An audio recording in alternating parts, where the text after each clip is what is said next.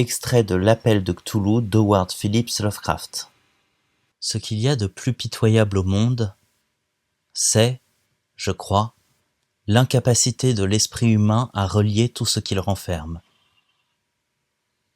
Nous vivons sur une île placide d'ignorance, environnés de noirs océans d'infinitude que nous n'avons pas été destinés à parcourir bien loin. Les sciences, chacune s'évertuant dans sa propre direction, nous ont jusqu'à présent peu nui.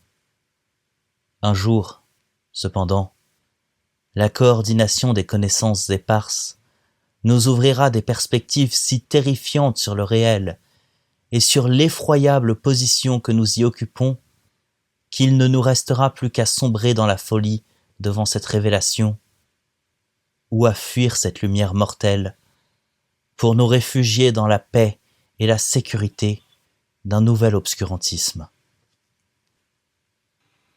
Extrait d'Aliénor d'Aquitaine de Régine Pernoud.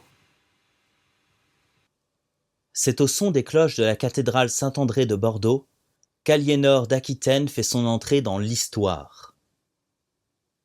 Ce dimanche 25 juillet 1137, son mariage avec l'héritier du trône de France est célébré en grande solennité. La rumeur d'une foule en fête massée aux abords de l'édifice parvient jusqu'au chœur, où 2 trônes sont dressés sur une estrade drapée de velours. Aliénor est assise sur l'un d'eux, très droite, dans sa robe d'écarlate. Elle porte le diadème d'or que vient de poser sur sa tête celui qu'elle épouse, Louis, futur Louis VII.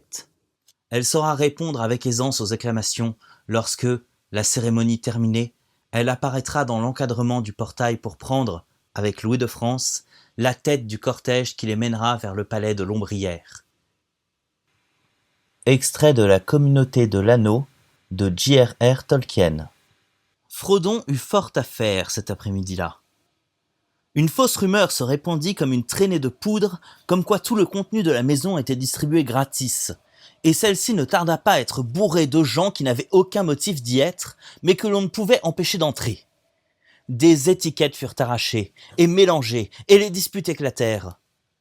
Certains tentèrent de faire des trocs et des marchés dans le vestibule, et d'autres essayèrent de filer avec de menus objets qui ne leur étaient pas adressés ou avec toute chose qui semblait sans destination et sans surveillance. La route menant au portail était embouteillée de brouettes et de voitures à bras.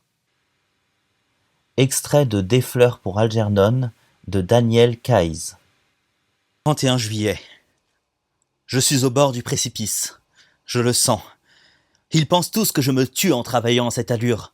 Mais ce qu'ils ne comprennent pas, c'est que je vis à un sommet de clarté et de beauté dont j'ignorais jusqu'à l'existence.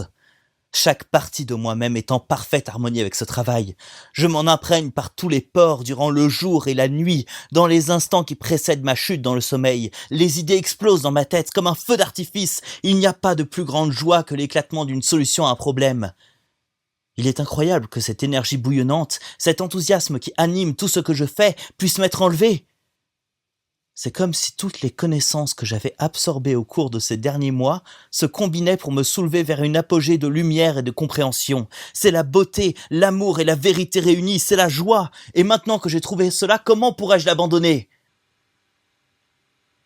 Extrait du Prieuré de l'Oranger de Samantha Shannon. L'aube fendillait tel un œuf de héron le ciel de la Seiki. Une pâle lueur se déversait lentement dans la pièce. Les volets avaient été ouverts pour la première fois depuis 8 jours. Tané contemplait le plafond, les yeux à vif. Elle n'avait pas dormi de la nuit, ayant eu tour à tour trop chaud ou trop froid. Elle ne se réveillerait jamais plus dans cette chambre. Le jour de la sélection était venu. Ce jour qu'elle attendait depuis l'enfance et que, comme une imbécile, elle avait mis en péril en décidant de transgresser la réclusion, en demandant à Susa de cacher l'étranger à Orizima. Extrait du Pacte des Marchombres de Pierre Bottero. Dès qu'il l'avait vu, Ankiltorn avait compris qu'il n'avait pas effectué le périple de Pugwendalavir pour rien. Ylfazidrel était un diamant bleuté, gros comme le poing, taillé en poire, chacune de ses facettes accrochant et diffractant à l'infini le moindre rai de lumière. Mais ce n'était pas tout. Au-delà de sa rareté et de son prix astronomique, Ilphaz-Idrel possédait bel et bien un pouvoir magique. Le grand Boubou quelque chose leur avait expliqué par geste que son peuple captait les ondes dégagées par Ilphaz-Idrel et les convertissait en sortilèges. C'est du moins ce qu'Ankil avait traduit du charabia du roi et de ses mimiques grotesques. Grand Boubou machin chose, alors qu'il mesurait à peine 1,20 m. Ankil l'avait trouvé si ridicule qu'il s'était retenu in extremis de le passer au fil de son sabre.